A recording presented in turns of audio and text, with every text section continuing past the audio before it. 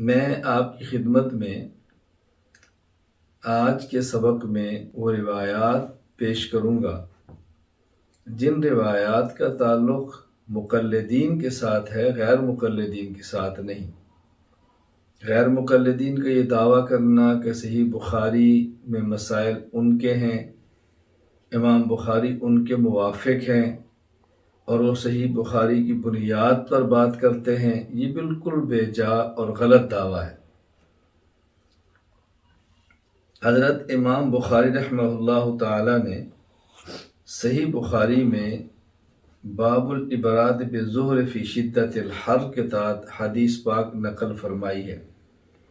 عن ابی ہریرہ رضی اللہ عنہ نافع مولا عبد اللہ بن عمر عن عبد اللہ بن عمر رضی اللہ تعالی عنہما وعنہم انہما حدثاہ الرسول اللہ صلی اللہ علیہ وسلم انہ قال اذا اشتد الحر فابردوا عن الصلاة فإن شدت الحر من فیح جہنم۔ جب گرمیوں کا موسم ہو تو اس وقت ظہر کی نماز کو ٹھنڈا کر کے پڑھو۔ ٹھنڈا کرنے کا معنی کہ ظہر کی نماز تاخیر سے پڑھو۔ ظاہر ہے جب گرمی کا موسم ہو تو زوال شمس کے وقت گرمی بہت سخت ہوتی ہے، آہستہ آہستہ گرمی کم ہوتی ہے اور وقت ٹھنڈا ہونا شروع ہو جاتا ہے۔ تو رسول اکرم صلی اللہ علیہ وسلم نے بطور خاص گرمی میں ظہر کی نماز کو ٹھنڈا کر کے یعنی تاخیر کے ساتھ پڑھنے کا حکم دیا ہے۔ یہ تو امام بخاری رحمہ اللہ حدیث پاک لائے ہیں، اور غیر مقلدین مسئلہ کیا بیان کرتے ہیں؟ فتاوی ثنائیہ، نماز ہر حالت میں اول وقت میں پڑھنی افضل ہے۔ صلاۃ الرسول صلی اللہ علیہ وسلم، کتاب کا نام ہے صلاۃ الرسول۔ ہمیں چاہیے کہ نمازوں کی رکھوالی کے ساتھ ان کے اوقات کی محافظت بھی کریں اور پوری کوشش کریں کہ نمازیں اول وقت میں ادا ہوں۔ اب دیکھو فتاوی ثنائیہ میں نماز ہر حالت میں اول وقت، اللہ کے نبی فرما رہے ہیں جب گرمی کا موسم ہو تو نماز ٹھنڈی کر کے پڑھو۔ تو معلوم ہوا کہ گرمی کے موسم میں ظہر کو جلدی پڑھنا یہ حضرت امام بخاری رحمہ اللہ تعالیٰ کی بیان کردہ روایت کے خلاف ہے۔ پھر اس کا غیر مقلدین سے کیا تعلق ہے؟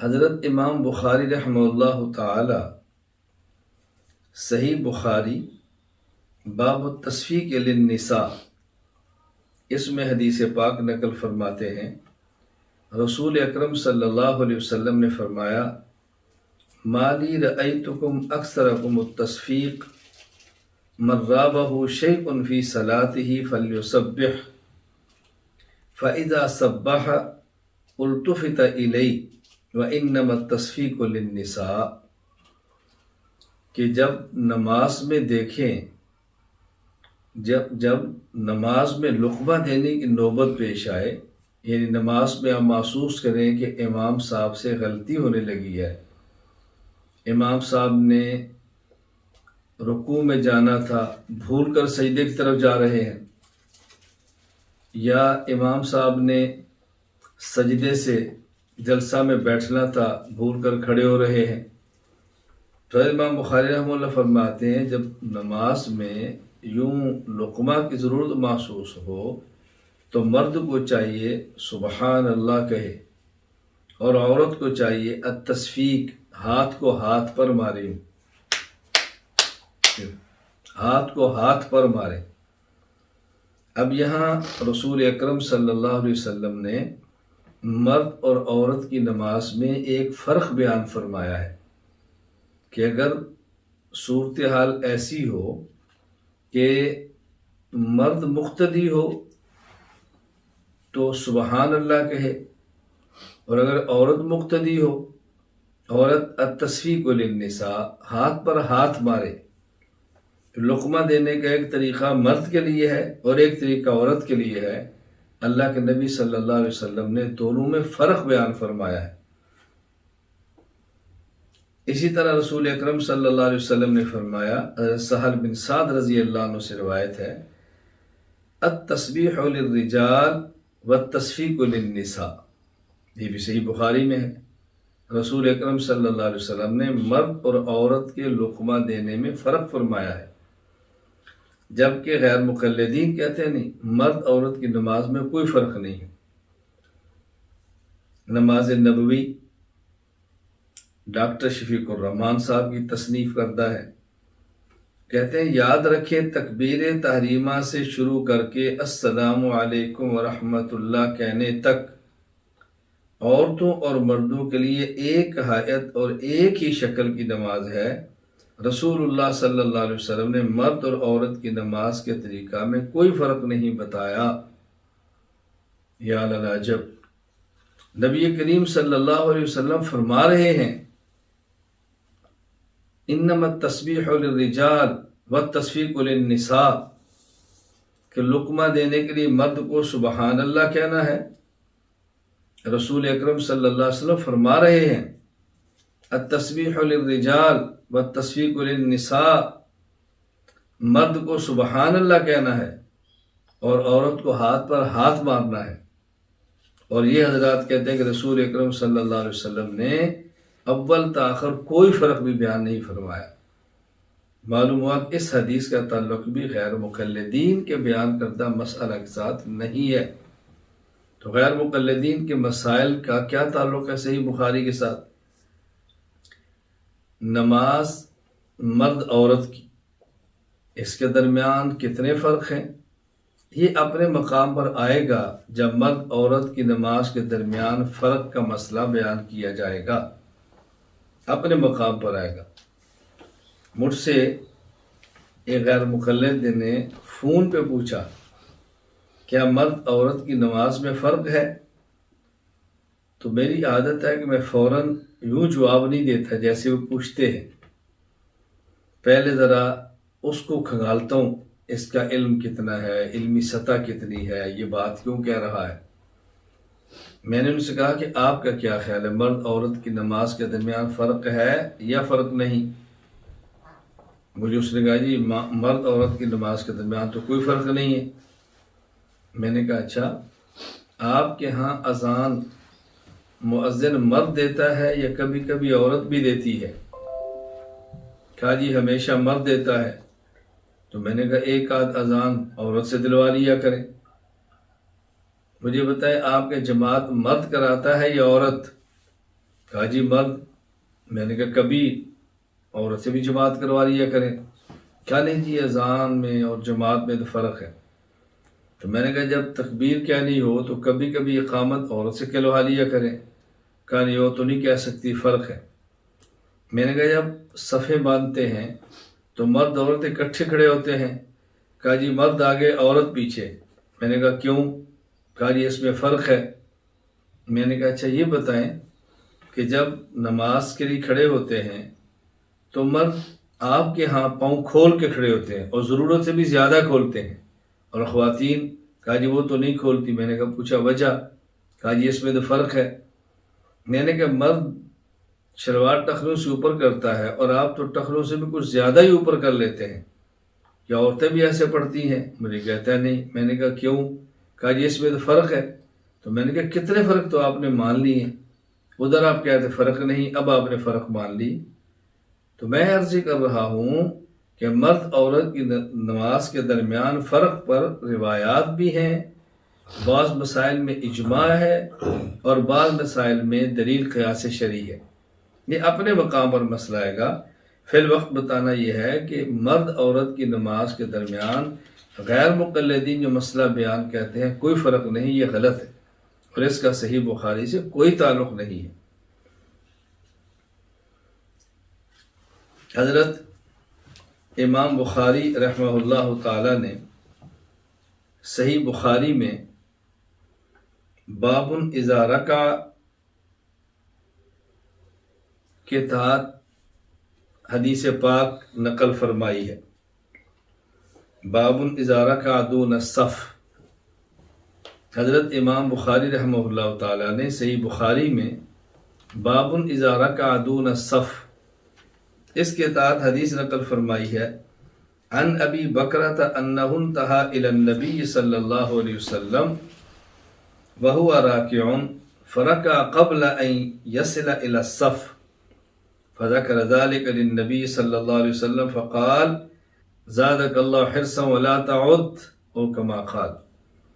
حضرت ابو بکرہ نماز کے لیے آئے، نماز میں حاضر ہوئے، نبی کریم صلی اللہ علیہ وسلم نماز پڑھا رہے تھے، آپ رکوع میں تشریف لے گئے تو یہ اپنی صف سے پیچھے ہی رکوع میں چلے گئے۔ یہ نماز پڑھ رہے تھے، رسول اللہ صلی اللہ علیہ وسلم نماز پڑھا رہے تھے، مسجد میں داخل ہوئے تو صف میں ملنے سے پہلے ہی رکوع میں چلے گئے۔ صف میں گئے تو رسول اللہ صلی اللہ علیہ وسلم خوما میں سیدھے کھڑے ہو جائیں گے اور شاید ان کی رکعت رہ جائے، تو یہ صف میں شامل ہونے سے پہلے ہی رکوع میں چلے گئے حضرت ابو بکر رضی اللہ تعالیٰ عنہ، اور نماز کے بعد انہوں نے نبی کریم صلی اللہ علیہ وسلم سے اس کا تذکرہ کیا کہ میں نے یوں کیا ہے، تو حضور اکرم صلی اللہ علیہ وسلم نے ارشاد فرمایا زادک اللہ حرصا ولا تعد یا ولا تعد، کہ یہ جو آپ کے اندر خیر کو حاصل کرنے کی رغبت ہے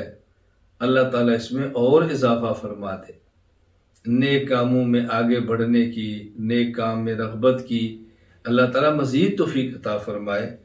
آگے فرمایا ولا تعد، اب اس نماز کو لٹانے کی ضرورت نہیں ہے، یا ولا تعد ایسا نہ کرے، آئندہ ایسا نہ کرے کا معنی کہ جب رکوع میں امام ہو تو آپ صف کے اندر آ کے نماز پڑھو، پیچھے صف سے رکوع میں جا کر نماز میں شریک نہ ہو، بلکہ صف کے اندر آؤ اور وہاں رکوع کے ساتھ شامل ہو جاؤ۔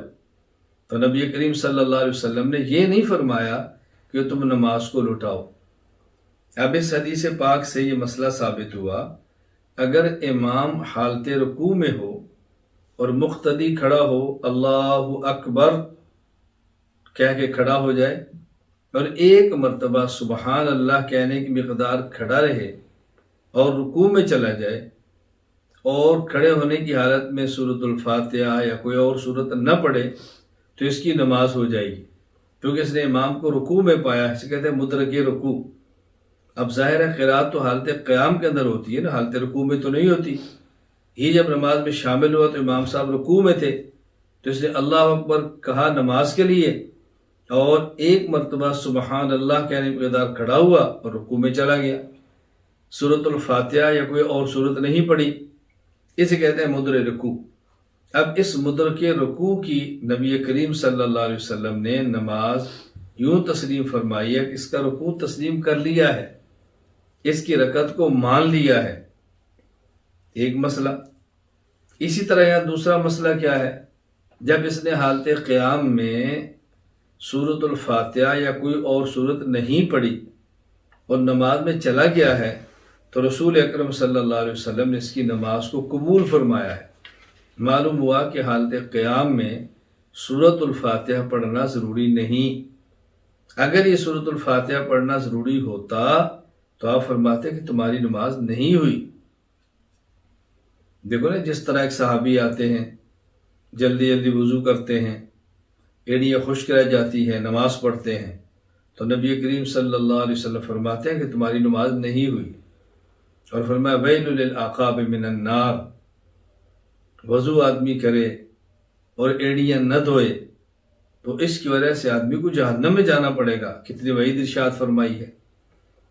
تو ایک مسئلہ مدرک رکوع، یہ مدرک رکعت ہے، یعنی رکوع میں امام کے ساتھ شامل ہونے والا یہ گویا کہ رکعت کو پانے والا ہے۔ دوسرا مسئلہ کہ امام کے پیچھے سورۃ الفاتحہ پڑھنا ضروری نہیں، امام کے پیچھے سورۃ الفاتحہ نہیں پڑھیں گے نماز تب بھی ہوگی، جس طرح سورۃ الفاتحہ کے علاوہ باقی صورتیں نہ پڑھنے سے نماز ہوتی ہے تو سورۃ الفاتحہ بھی امام کے پیچھے نہ پڑھنے سے نماز ہو جاتی ہے۔ یہ دو مسئلے، غیر مقلدین ان دونوں مسئلوں میں اس روایت کی مخالفت کر رہے ہیں۔ نواب نور الحسن خان عرف الجادی میں لکھتے ہیں بے فاتحہ نہ نماز صحیح است ورنہ ادراک رکعت معتد بھی، فاتحہ نہ پڑھیں تو نماز بھی صحیح نہیں ہوتی، اور بغیر فاتحہ کے رکوع میں چلے جائیں اور امام کے ساتھ شریک ہو جائیں تو وہ رکعت بھی شمار نہیں ہوتی۔ اسی طرح فتاوی ثنائیہ میں اور عبد الرحمن گورکھپوری کا یوں فتویٰ درج ہے، مدرک رکوع کی رکعت نہیں ہوتی اس لیے کہ ہر رکعت میں سورۃ فاتحہ پڑھنا فرض ہے۔ اب بتائیں ان کا حضرت امام بخاری رحمہ اللہ کی بیان کردہ روایات سے کیا تعلق ہے، احادیث سے کیا تعلق ہے؟ تو غیر مقلدین کا امام بخاری سے کوئی تعلق نہیں، امام بخاری کا تعلق ہے تو مقلدین سے، اور مقلدین کا تعلق ہے تو حضرت امام بخاری رحمہ اللہ تعالی سے۔ اس کو اچھی طرح ذہن نشین فرما لیں۔ حضرت امام بخاری رحمہ اللہ تعالی صحیح بخاری باب کلام الامام والناس، حضرت امام بخاری رحمہ اللہ تعالی اس کے تحت حدیث نقل فرماتے ہیں، عن جندب قال صلی النبی صلی اللہ علیہ وسلم یوم النحر ثم خطب ثم ذبح فقال من ذبح قبل ان يصلي فليذبح اخرى مکانہا۔ نبی کریم صلی اللہ علیہ وسلم نے قربانی کے دن ارشاد فرمایا، صلی النبی، پہلے نماز پڑھی عید کی، اس کے بعد رسول اکرم صلی اللہ علیہ وسلم نے خطبہ دیا، کیونکہ جمعہ کے دن پہلے خطبہ ہے پھر نماز ہے، اور عید کی نماز میں پہلے نماز ہے پھر خطبہ ہے۔ پھر آپ نے خطبہ دیا، جانور ذبح فرمایا، اور آپ نے ارشاد کیا فرمایا خطبہ میں؟ فرمایا من ذبح قبل ان یصلی فلیذبح اخری مکانہا۔ اگر کوئی شخص قربانی اس پر واجب ہے، قربانی اس نے کرنی ہے، اور عید کے دن نماز عید سے پہلے قربانی کر دے تو اس کو چاہیے ایک اور جانور ذبح کرے، اس کی قربانی نہیں ہوئی۔ اب یہاں دیکھیں صاف صاف محسوس ہو رہا ہے کہ قربانی کرنا واجب ہے، قربانی کرنا واجب ہے۔ اللہ کے نبی فرما رہے ہیں، یعنی اللہ کے نبی مسئلہ سمجھا رہے ہیں، جس سے معلوم ہوتا ہے اس ارشاد مبارک سے کہ قربانی کرنا واجب ہے۔ اور غیر مقلدین وحید الزمان لکھتے ہیں اس حدیث سے قربانی کا وجوب نکلتا ہے، تیسیر الباری شرح صحیح بخاری، یعنی صحیح بخاری کے حدیث پاک سے ثابت ہو رہا قربانی واجب ہے، اور خود غیر مقلد عالم نواب وحید الزمان تفسیر الباری میں اس کو تسلیم کر رہے ہیں قربانی واجب اسی حدیث سے، جبکہ غیر مقلدین کا موقف کیا ہے، مسئلہ کیا ہے؟ ان کے ہاں قربانی سنت ہے۔ اٹھائیں محمدی زیور محی الدین صاحب کی فتاوی نظیریہ، غیر مقلدین کی شیخ الکل فی الکل میاں نذیر حسین دہلوی صاحب کی، تو صحیح بخاری سے ثابت ہو رہا ہے قربانی کرنا واجب ہے، اور اس کا وجوب اس حدیث سے صرف ہم ہی نہیں، غیر مقلدین کے عالم وحید الزمان صاحب بھی تسلیم فرما رہے، جبکہ غیر مقلدین مسئلہ بیان کرتے ہیں کہ نہیں قربانی سنت ہے، واجب نہیں ہے۔ اب آپ بتائیں غیر مقلدین کا صحیح بخاری کے ساتھ کیا تعلق ہے؟ حضرت امام بخاری رحمہ اللہ کا تعلق ہے تو مقلدین کے ساتھ ہے، حضرت امام بخاری رحمہ اللہ کا تعلق ہے تو مقلدین کے ساتھ ہے، اور مقلدین کا تعلق ہے تو حضرت امام بخاری رحمہ اللہ تعالی کے ساتھ ہے۔ حضرت امام بخاری رحمہ اللہ تعالی صحیح بخاری باب الوتر فی السفر حدیث پاک نقل فرماتے ہیں، بابی قال حدثنا عاصم قال سألت انس بن مالک عن القنوت فقال قد كان القنوت قلت قبل الرکوع او بعد قال قبلہ۔ حضرت عاصم فرماتے ہیں میں نے انس بن مالک رضی اللہ عنہ سے دعائے قنوت کے بارے میں پوچھا تو آپ نے فرمایا دعائے قنوت تو ہے۔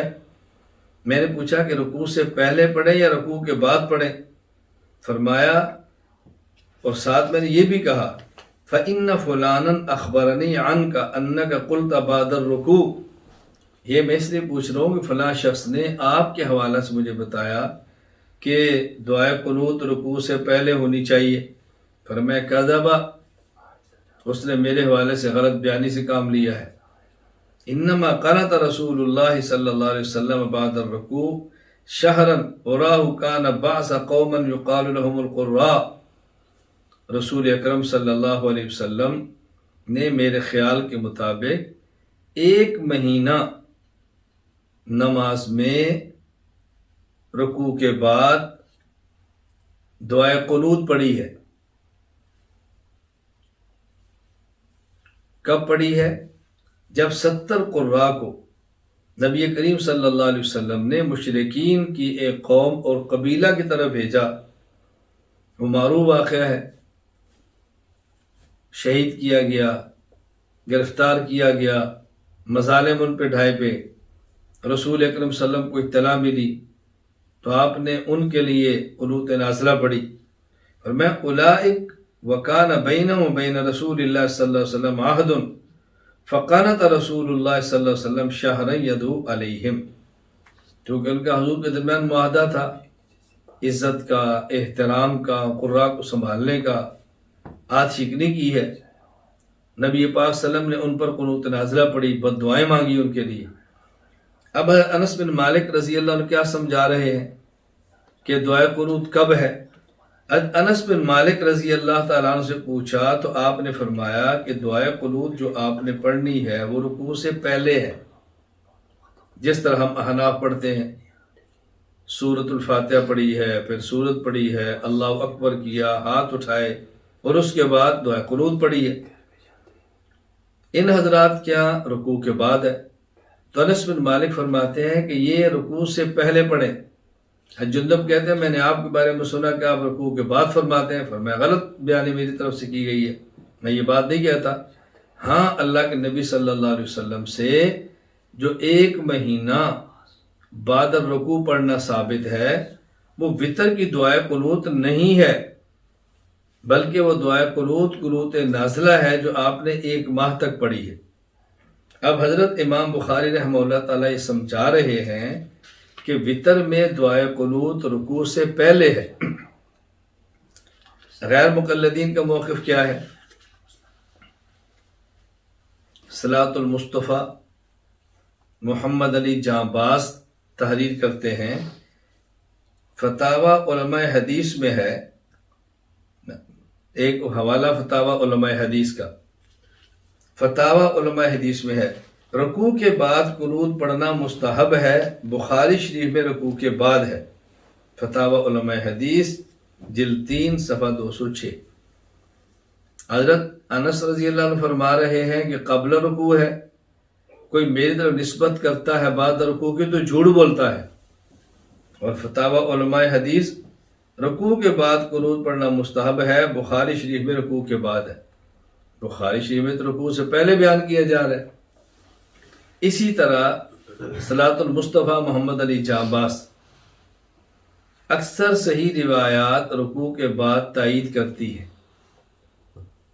موقف ہوتا ہے صحیح بخاری کا کہ یصح الکتب بعد کتاب اللہ ہے، سب سے پہلے بخاری کا نمبر ہے، اور جب مسئلہ بیان کیا جا رہا ہے تو اس کے خلاف بیان کیا جا رہا ہے، تو معلوم ہوا کہ صحیح بخاری کے ساتھ غیر مقلدین کا تعلق نہیں، بلکہ بخاری کا مقلدین کے ساتھ اور مقلدین کا حضرت امام بخاری رحمہ اللہ کے ساتھ تعلق ہی نہیں بلکہ بہت گہرا تعلق ہے۔ حضرت امام بخاری رحمہ اللہ تعالی نے صحیح بخاری میں ایک حدیث پاک نقل فرمائی ہے، اللہم انا، یہ حدیث کس موقع پر ہے؟ حضرت عمر رضی اللہ تعالی عنہ کا دور خلافت ہے، قحط پیش آ گیا، قحط سالی شروع ہو گئی۔ حضرت عمر رضی اللہ تعالی عنہ نے اس وقت ایک دعا مانگی جو حضرت امام بخاری نقل فرما رہے ہیں، اللہم انا کننا نتوسل الیک بنبینا فتسقینا وانا نتوسل الیک بعم نبینا فاسقنا قال فیسقون۔ حضرت عمر نے کہا یا اللہ، ہم پہلے آپ کے نبی حضرت محمد صلی اللہ علیہ وسلم کا وسیلہ دے کر آپ سے دعا مانگتے تھے اور آپ بارش برسا دیتے، اب ہم رسول اکرم صلی اللہ علیہ وسلم کے چچا کا وسیلہ دے کر دعا مانگتے ہیں تو آپ بارش برسا دیں، فیسقون، بارش برس گئی، سیراب ہو گئے، پانی مل گیا۔ حکیم الامت حضرت تھانوی رحمہ اللہ تعالی التکشف میں فرماتے ہیں اب اس سے بھی توسل کا جواز ثابت ہوتا ہے، اور نبی کریم صلی اللہ علیہ وسلم کے ساتھ تو جواز توسل جائز تھا۔ حضرت عمر رضی اللہ عنہ کو اس قول سے بتلانا تھا کہ غیر انبیاء سے بھی توسل جائز ہے، تو اس سے بعض کا سمجھنا کہ احیاء و اموات کو متفاوت ہے بلا دلیل ہے۔ مقصد کیا ہے؟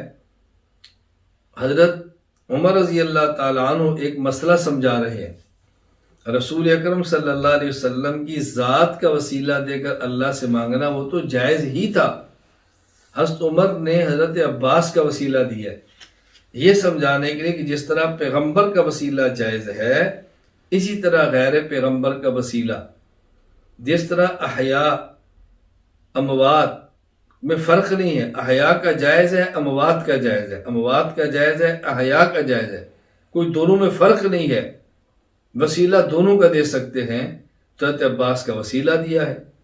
وسیلے پر تفصیلی گفتگو مسئلہ توسل کے اوپر آئے گی انشاءاللہ العزیز، ہم اپنے دلائل قرآن کریم سے دیں گے، احادیث سے دیں گے اور اسلاف سے دیں گے، جو اس کے خلاف دلائل دیے جاتے ہیں اس کا جواب بھی تفصیل سے دیں گے۔ بہرحال صحیح بخاری سے غیر نبی کی ذات کا وسیلہ ثابت ہو رہا ہے، جبکہ غیر مقلدین کا موقف کیا ہے؟ وسیلہ صحیح احادیث کی روشنی میں مصنف حافظ ابو یحییٰ نور پوری قرآن کریم اور صحیح احادیث سے 3 طرح کا وسیلہ ثابت ہے۔ ایک اللہ تعالیٰ کے اسماء حسنہ کا، دوسرے اپنے نیک اعمال کا، تیسرے کسی زندہ نیک شخص کی دعا کا۔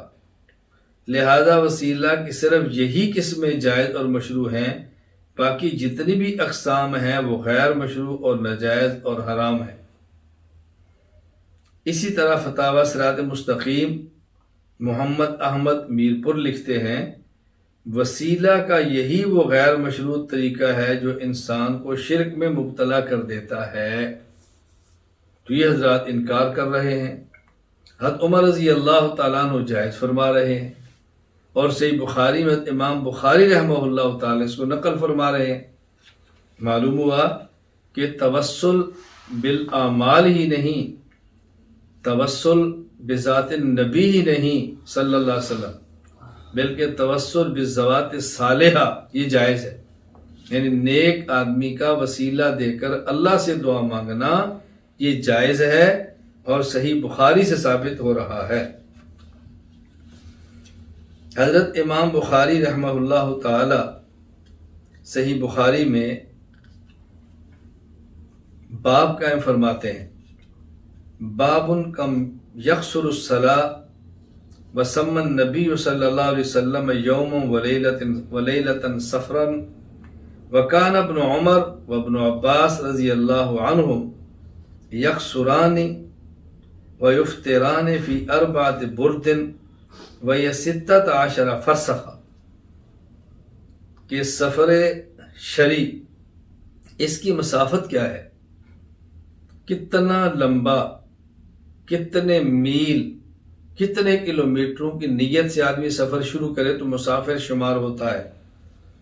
حضرت امام بخاری رحمہ اللہ فرماتے ہیں 4 برد، 4 برید، اور فرماتے ہیں وَهِيَ 16 فرسخاً، اللہ اکبر، اور یہ 4 برد 16 فرسخ کے ہیں۔ میں نے حضرت امام بخاری رحمہ اللہ تعالی نے فرمایا کہ سفر کی جو مسافت ہے وہ 4 برد ہے، اور 4 برد بنتے ہیں 16 فرسخ کے۔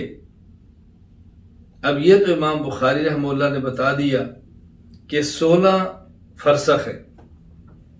ایک فرسخ کیا ہے؟ ایک فرسخ ہوتا ہے 3 میل کا، تو گویا 48 میل بنے۔ موجودہ حساب لگائیں گے تو یہ 77 کلومیٹر بنیں گے۔ تو حضرت امام بخاری رحمہ اللہ تعالی تو سفر کی جو مسافت ہے وہ 77 کلومیٹر ارشاد فرما رہے ہیں، اور غیر مقلدین، اب یہاں دیکھو حضرت امام بخاری رحمۃ اللہ علیہ نے باب قائم کیا اور باب کے اندر حدیث نقل فرما دی۔ یہ اس لیے میں وضاحت کر رہا ہوں کہ یہ نہ سمجھے کہ یہ تو باب ہے، حدیث تو نہیں ہے۔ فرماتے ہیں بابن فی کم یقصر الصلاۃ، کتنے سفر میں آدمی نماز کی قصر کرے، وہ کیا ہے اس کی مسافت۔ فرماتے ہیں وسمن نبی صلی اللہ علیہ وسلم یوم ولیلۃ سفرا، نبی کریم صلی اللہ علیہ وسلم ایک دن اور ایک رات کو سفر شمار فرما رہے ہیں۔ وکان ابن عمر و ابن عباس یقصران و یفطران فی 4 برد، حضرت ابن عمر ابن عباس یہ بھی 4 برد کے اندر روزہ افطار فرما رہے ہیں۔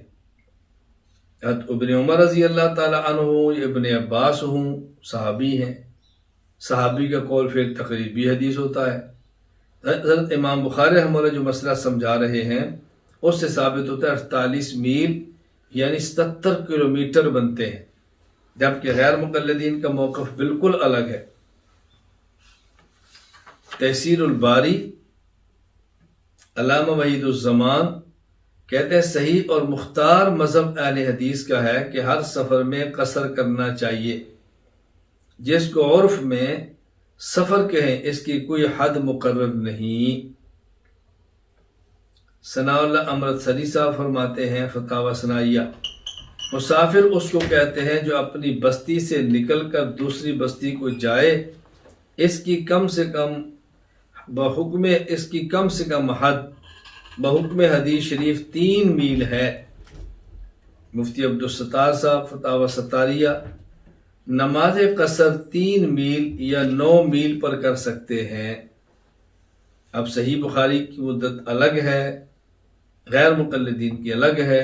امام بخاری کو چھوڑ فرما رہے ہیں، غیر مقلدین کو چھوڑ کہہ رہے ہیں، تو معلوم ہوا کہ غیر مقلدین کا صحیح بخاری کے ساتھ دور دور کا کوئی تعلق نہیں۔ حضرت امام بخاری رحمہ اللہ تعالی صحیح بخاری باب قیام النبی صلی اللہ علیہ وسلم باللیل فی رمضان وغیرہ کے تحت حدیث پاک لائے ہیں۔ حضرت عائشہ رضی اللہ تعالی عنہ سے سوال کیا گیا اور آپ نے کیا جواب دیا؟ حضرت عائشہ رضی اللہ تعالیٰ عنہ سے پوچھا گیا کہ رسول اکرم صلی اللہ علیہ وسلم کی رمضان میں نماز کیا ہے؟ حضرت عائشہ فرما رہی ہے کانت صلاۃ رسول اللہ صلی اللہ علیہ وسلم فی رمضان فقالت ما کان رسول اللہ صلی اللہ علیہ وسلم یزید فی رمضان ولا فی غیری علی 11 رکعہ یصلی 4 فلا تسأل عن حسنہن وطولہن ثم یصلی 4 فلا تسأل عن حسنہن وطولہن ثم یصلی 3۔ نبی کریم صلی اللہ علیہ وسلم رمضان اور رمضان کے علاوہ مکمل سال 12 ماہ میں آپ کی ترتیب یہ کہ آپ 4 رکعت پڑھتے ہیں، طویل اور حسین نماز، پھر سلام پھیر کے پھر 4 پڑھتے ہیں، طویل اور حسین نماز، پھر آپ 3 رکعت پڑھتے ہیں۔ قالت عائشہ فقلت یا رسول اللہ اتنام قبل ان توتر فقال یا عائشہ ان عینی تنامان ولا ینام قلبی۔ یہ نبی کریم صلی اللہ علیہ وسلم کے پورے سال کا معمول ہے کہ وتر 3 رکعت پڑھتے ہیں، پورے سال کا معمول کہ وتر 3 رکعت پڑھتے ہیں۔ اور غیر مقلدین کا موقف فتاوی برکاتیہ کہتے ہیں اصل وتر 1 رکعت ہی ہے، اصل وتر 1 رکعت ہی ہے۔ تو امام بخاری 3 وتر بیان کرتے ہیں، غیر مقلدین 1 وتر بیان کرتے ہیں۔ اب آپ فیصلہ فرمائیں کہ غیر مقلدین کا صحیح بخاری کے ساتھ کیا تعلق ہے۔ غیر مقلدین کا حضرت امام بخاری رحمہ اللہ کے ساتھ کیا تعلق ہے؟ دور دور کا تعلق بھی نہیں۔ حضرت امام بخاری رحمہ اللہ تعالی صحیح بخاری باب المیت یسمع خفق النعال یا باب المیت یسمع خفق النعال کے تحت حدیث پاک لائے ہیں۔ ان انس رضی اللہ تعالی عنہ عن النبی صلی اللہ علیہ وسلم قال العبد اذا وضع في قبره وتولي وذهب اصحابه حتى انه ليسمع قرع نعالهم اتاه ملکان۔ رسول اکرم صلی اللہ علیہ وسلم نے فرمایا کہ جب کسی شخص کو قبر میں رکھ دیا جاتا ہے، لوگ دفنا کے واپس ہوتے ہیں، ملائکہ اس کے پاس آتے ہیں، اس سے سوال و جواب کرتے ہیں۔ اب یہاں کیا فرمایا کہ جب قبر میں رکھ دیا جاتا ہے لوگ واپس ہوتے ہیں، حتیٰ انہو لیسمع خفق قرع نعالہم، وہ میت دفن کر کے واپس جانے والوں کے جوتوں کی آواز کو سن لیتی ہے۔ تو حضرت امام بخاری رحمہ اللہ تعالی یہاں بتا رہے ہیں کہ میت سنتی ہے، سماع موتا ہے۔ میت کا سننا صحیح بخاری سے ثابت ہو رہا ہے۔ اور غیر مقلدین کا موقف، غیر مقلد عالم عبد الرحمن کیلانی، کتاب کا نام روح عذاب قبر اور سماع موتا، اس کے تحت تحریر کرتے ہیں سماع موتا کا مسئلہ عذاب قبر یا روح کی حقیقت کی طرح محض ایک تحقیقی مسئلہ ہی نہیں، بلکہ شرک کا سب سے بڑا چور دروازہ ہے۔ یعنی سماع موتا کو شرک کا چور دروازہ قرار دیا جا رہا ہے۔ اسی طرح غیر مقلد پروفیسر طالب الرحمن سماع موتا آئیے عقیدہ سیکھیے، اس کے تحت لکھتے ہیں فوت ہو جانے کے بعد کوئی نہیں سنتا۔ اسی طرح غیر مقلد پروفیسر عبداللہ بہاول پوری، کتاب کا نام ہے سماع موتا، اس کے تحت لکھتے ہیں وہ مردہ ہی کیا ہوگا جو سنے، سننا تو زندوں کا کام ہے نہ کہ مردوں کا۔ تو صحیح بخاری سے مردے کا سماع ثابت، غیر مقلد مردے کے سماع کا انکار کر رہے ہیں۔ تو غیر مقلدین کا امام بخاری کے ساتھ یا صحیح بخاری کے ساتھ کیا تعلق ہے؟ مقلدین کا تعلق ہے صحیح بخاری اور امام بخاری کے ساتھ، غیر مقلدین کا کوئی تعلق نہیں۔ یہاں دلچسپ لطیفہ یہ ہے کہ آئیے عقیدہ سیکھیے پروفیسر طالب الرحمان نے لکھی ہے اور سوال و جواب کے انداز میں لکھی ہے۔ عنوان قائم کیا ہے سماع موتا۔ سوال کیا مردے سنتے ہیں؟ جواب وہ مردہ ہی کیا جو سنے۔ سوال کیا مردہ کچھ سنتا ہے؟ کیا مردہ کچھ سنتا ہے؟ کہا جی ہاں، جب لوگ دفنا کر جاتے ہیں تو ان کے پاؤں کی آواز، ان کی جوتوں کی آواز سنتا ہے۔ کیا مردہ بولتا ہے؟ وہ مردہ ہی کیا جو بولے۔ کیا کچھ مردہ بولتا بھی ہے؟ جی ہاں، جب فرشتے آتے ہیں سوال کرتے ہیں، یہ جواب غلط دیتا ہے تو اس کو مارتے ہیں اور اللہ اکبر اس کو پٹائی ہوتی ہے، پھر یہ چیختا ہے۔ یعنی ویسے نہیں سنتا، جانے والوں کی جوتے کی آواز سنتا ہے، ویسے نہیں بولتا، لیکن جب پٹائی لگے تو چیختا ہے۔ تو میں پھر کبھی کبھی مزاحت کہتا ہوں، پھر لوگ کہتے ہیں یہ غیر مقلدین بہت سخت مزاج رکھتا ہے۔ میں نے کہا جو جوتے پڑنے ہیں ان کی آواز بھی آتی ہے، اور جو چیخنا ہے اتنا تو بول لیتا ہے، ویسے نہیں بول سکتا۔ کم از کم اتنا ہی خیال کر لو۔ فرشتہ پوچھتا ہے مان ربک، تو یہ کیا جواب دیتا ہے؟ ربی اللہ۔ مان نبیک، نبی محمد صلی اللہ علیہ وسلم۔ ما دینک، دینی الاسلام۔ یہ تو بول رہے، آپ کہتے نہیں بولتا۔ اور اگر پوچھتا ہے مان ربک، مان نبیک، ما دینک، اور وہ کہتا ہے لا ادری کنت اقول ما یقول الناس، یہ تو بول رہے۔ اور اس بولنے کے بعد، یعنی جب اس نے جواب غلط دیا ہے اور لا علمی کا اظہار کیا ہے، تو اس کے بعد اس کی ٹھکائی شروع ہوئی ہے نا۔